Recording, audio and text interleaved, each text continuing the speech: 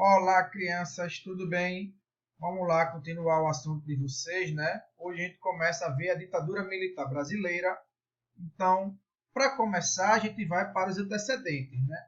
O que é que a gente teve antes da ditadura militar brasileira? Primeiro, que o regime populista criado lá por Vargas em 1930, ele estava esgotado. Ele não conseguia mais render nada para o Brasil. Então, assim, as manifestações de massa, as greves, os agravamentos de tensão social que vão acontecer no Brasil são reflexos da falência desse sistema populista, desse modelo populista. Associado a isso, a gente tem o temor dos Estados Unidos com a possibilidade de novas revoluções cubanas na América Latina. A gente tem que ter em mente que a Revolução Cubana foi em 1959. O golpe militar no Brasil foi em 64, então é um período de apenas 5 anos entre uma coisa e a outra. Então, esse temor dos Estados Unidos era um temor realmente que existia. Havia embasamento para esse temor no Brasil em 64? Não, a gente já sabe hoje, olhando 70 anos depois, 60 anos depois, na verdade, né, que não tinha essa ameaça.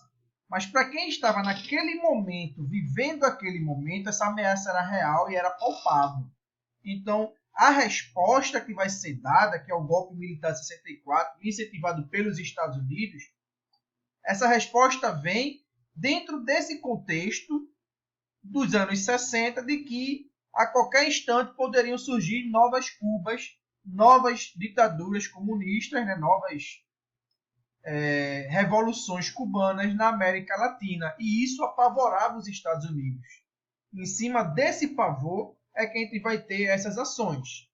Então, a gente vai ter o apoio de setores civis conservadores ao golpe militar, justamente nessa lógica anticomunista. Associado a isso, a gente vai ter a doutrina de segurança nacional do Exército Brasileiro, assimilada pela Escola Superior de Guerra, que tinha uma vertente extremamente anticomunista.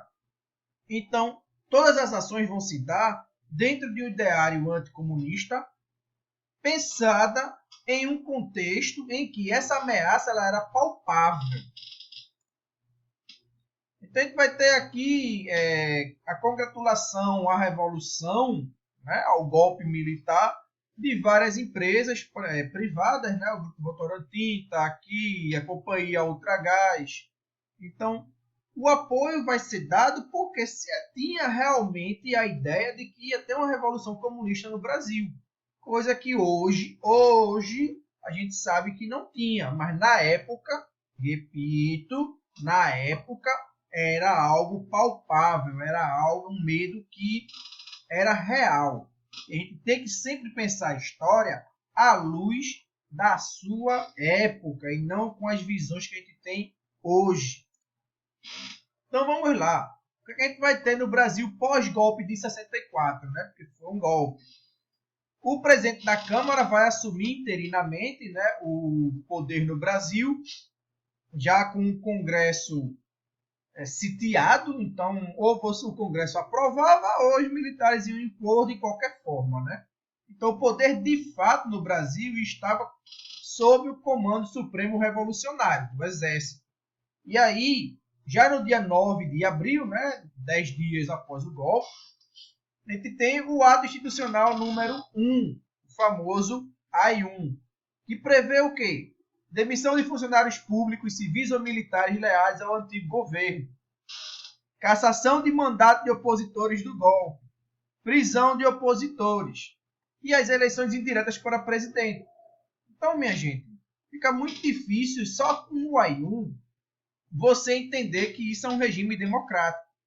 Em regimes democráticos não se caça mandato de opositores, não se prende opositores e nem se demite servidor público por questão político-partidária. Isso não existe em nenhuma democracia do mundo, tá certo? Os militares brasileiros estavam divididos entre dois grupos, a linha dura e os Sorbonne. Quem deu o golpe, o general Castelo Branco, estava na linha do Sorbonne. Qual era a lógica? Vamos dar um golpe, a gente afasta todos os comunistas e depois a gente devolve o poder aos civis.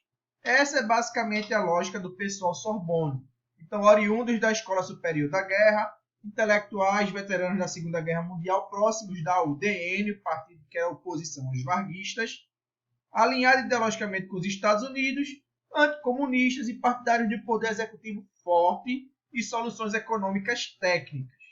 A linha dura, por outro lado, acreditava que só com a manutenção do exército no poder a gente teria o fim dessa ameaça comunista. Então, obviamente, eles também eram anticomunistas, sem ligação direta com os Estados Unidos, nacionalistas, avesso a políticos e a qualquer tipo de democracia. Qualquer semelhança com o nosso atual presidente não é mera coincidência, tá? Quem tem charges dos presidentes militares, né? A sequência aqui vai em ordem anti-horária, então Castelo Branco, Costa Silva, Médici, Geisel, Figueiredo e Castelo Branco. Castelo Branco já foi, né? Vamos lá, o primeiro presidente brasileiro vai ser o general Castelo Branco, Sorbonne. A gente vai ter um plano de ação econômica do governo, né, com a política de corte de gastos, aumento de tarifas e impostos, o que eleva a inflação, fim da lei da estabilidade dos funcionários, porque quem era funcionário seletista, ele tinha estabilidade no serviço após 10 anos. Com 10 anos na mesma empresa, eu não podia mais ser demitido, a não ser por justa causa. Essa lei ela vai ser revogada por Castelo Branco e, em substituição a ela, vai ser criado o FGTS, né, o Fundo de Garantia por Tempo de Serviço, que existe até hoje. Ainda no governo Castelo Branco, a gente vai ter uma determinação de ter aumento salarial aos trabalhadores, de uma forma geral, uma vez ao ano e sempre abaixo da inflação. Qual é o grande problema de se receber abaixo da inflação? Você tem perda salarial, porque o custo de vida aumenta mais do que o seu salário, você empobrece. Essa é a sua realidade. Em um cenário de restrição de crédito, então eu não conseguia nem pegar um empréstimo, nem parcelar minhas compras, nem financiar a compra de uma casa. Então a gente vai ter arroxo salarial, recessão, porque se o pobre está ganhando pouco, cada vez menos, ele vai gastar cada vez menos. Se ele gasta cada vez menos, o comércio vai vender cada vez menos. E isso gera recessão, e a recessão gera desemprego, obviamente, né? Como é o esperado de qualquer sistema econômico capitalista. E tem o fim da lei de remessas de lucro, criada por João Goulart, que limitava o lucro que empresas estrangeiras poderiam enviar para a sua matriz. Então, por exemplo, a Volkswagen fazia Fusca no Brasil e o lucro da Volkswagen Brasil não poderia ser 100% enviado para a matriz lá na Alemanha. Uma parte tinha que ficar no Brasil. Essa lei vai ser revogada por Castelo Branco. A gente vai ter a desvalorização monetária, né, do Cruzeiro Novo. Esse Cruzeiro Novo não é o Cruzeiro Novo dos anos 80, tá? Então, nos anos 80 vai ter o novo Cruzeiro Novo. Mas não se desespere em entender a moeda brasileira, porque eu acho que nem Deus consegue entender bem aquilo ali. Vamos ter a compra de empresas nacionais por estrangeiras, né? Porque com a crise, essas empresas vão entrar em falência e aí vão ser compradas baratinho. Uma renegociação da dívida externa brasileira. Então, na verdade, quando eu renegocio, eu empurro para frente, pagando mais juros. Associado a isso, a gente vai ter novos empréstimos, então a gente endivida mais ainda o Brasil. E uma associação cada vez mais próxima dos Estados Unidos. Daí a gente vai ter essa belíssima frase que basicamente reflete até o governo Bolsonaro hoje, né? O que é bom para os Estados Unidos é bom para o Brasil. Bom, não sei vocês, mas eu pessoalmente não concordo com essa frase, tá? Fiquem à vontade aí para me dizer se é verdadeira ou não. Aqui a gente tem os efeitos do plano econômico, né? Euforia no começo. Então, em 64, a inflação anual do Brasil estava em 92%, né? Ano de crise. No próximo ano já cai para 35%, aí 39%, depois cai para 24%, 29%. O crescimento do PIB vinha em uma faixa aqui, ó, de 2,9% e vai subindo. Já em 68, já com o início do milagre econômico, a gente vai ter um crescimento de 11%. Em julho de 64, a gente tem a prorrogação do mandato presidencial até março, o governo impopular, e em 65 vem as eleições em 11 estados só, 11 estados do Brasil. O resto estava sob intervenção. E aí o que vai acontecer? A gente vai ter a derrota dos candidatos governistas. Qual é a reação do governo militar, esse governo democrático militar? Ele baixa um outro ato institucional, instituindo o quê? Bipartidarismo. Então, a partir de então, todos os partidos estão extintos e em seu lugar são criados dois. A Aliança Renovadora Nacional, a ARENA, né, que era o partido do governo, e o MDB, o Movimento Democrático Brasileiro, que era a oposição tolerada ao governo. Obviamente não era qualquer opositor, era o opositor que o regime quisesse. Isso não é democracia em nenhum lugar do mundo, tá? E ainda vai dar autorização para fechar órgãos legislativos. Mais uma vez, em nenhuma democracia do mundo a gente tem o executivo o poder de fechar o legislativo e governar por decreto. Então, a gente tem aqui a charge, né? Já foi questão até de Enem, essa charge de finados. E aqui os dois partidos se digladiando. E para onde foram os partidos de cada um dos antigos partidos, né? Então, do PSD, do PTB e do UDN, para onde foi cada deputado, cada político. Então, vejo que a UDN foi quase toda para a Arena, o PTB foi quase todo para o MDB e o PSD foi dividido, a menor parte para o MDB e a maior parte para a Arena, né? Em fevereiro de 66, vem o AI-3. Né? Então, já estamos no terceiro ato institucional, atos esses fora da Constituição. Então, na teoria, eram atos ilegais, mas na prática eles tiveram validade porque ou você obedecia ou o exército lhe prendia. Com sorte, né? Se não tivesse sorte, aí o exército lhe matava mesmo. Paciência, né? Morreu. O que é que vai prever o AI-3?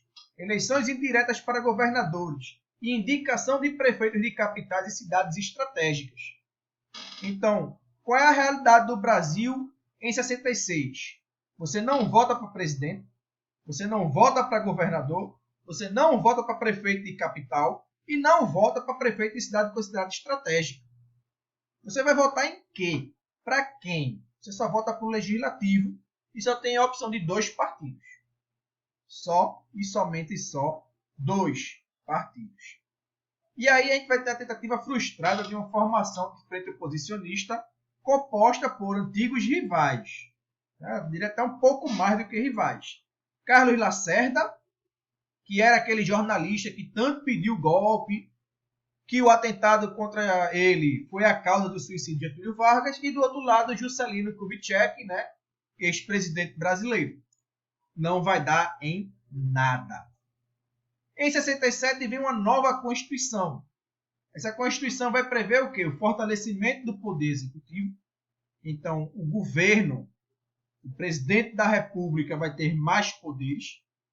A gente vai ter emendas constitucionais a cargo exclusivo do presidente. Então, para se mudar a Constituição, só se o presidente da República propusesse. Então, um deputado, um senador, não tem autoridade para pedir uma emenda à Constituição. E os atos institucionais vão ser incorporados, né? Essa Constituinte aqui, ela vai ser convocada por meio do AI-4. Então, por isso que a gente pula do AI-3 direto para o AI-5. Vem a Lei de Segurança Nacional, que ainda está em vigor no Brasil hoje, certo? Para defesa da pátria contra o perigo comunista, né? Vai ser uma repressão consentida no Brasil, consentida legalmente falando, né? Na próxima aula, a gente vai para o governo Costa e Silva e vê até o fim do regime militar, certo? Então, beijo para vocês, crianças. Até a próxima.